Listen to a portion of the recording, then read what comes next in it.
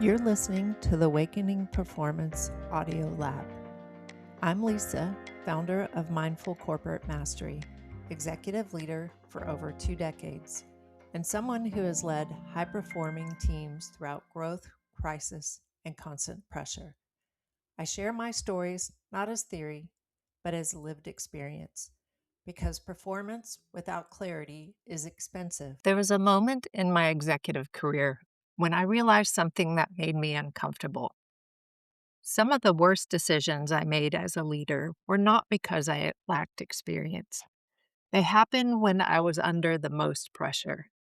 At the time, I was responsible for major client outcomes, contracts, operational decisions, strategy conversations, the kind of work where people are waiting for answers and the stakes feel very real. My calendar was packed. Messages to my inbox never stopped. Every conversation seemed urgent. And I remember thinking that being a strong leader meant always having the answer, moving quickly, keeping things moving fast.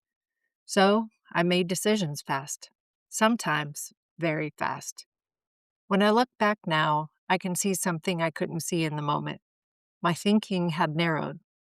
Instead of really stepping back and examining the situation, I was reacting to the pressure around me. I would accept assumptions too quickly. I would focus on the most obvious option. Sometimes I would make a decision simply because everyone was looking to me to create forward momentum. At the time, it felt like leadership. But what I was really experiencing was cognitive overload. When pressure rises, our brain shifts into a very different operating mode. It becomes focused on speed and threat detection. We scan for what could go wrong. We narrow the field of options. From an evolutionary standpoint, that response makes sense. But in leadership environments, it can quietly distort how we think.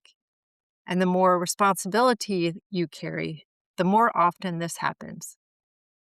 Over the years, I started noticing the same pattern everywhere in executive meetings, crisis situations, and high stakes client conversations.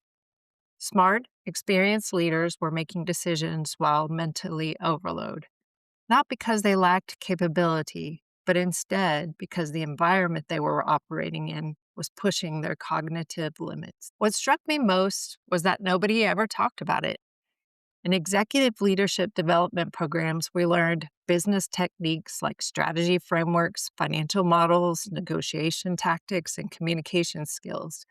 But almost nobody teaches leaders how to manage the mental conditions under which decisions are actually made, how to recognize when your thinking is narrowing, how to step out of reaction and regain perspective, how to pause just long enough to see the full landscape before choosing a direction.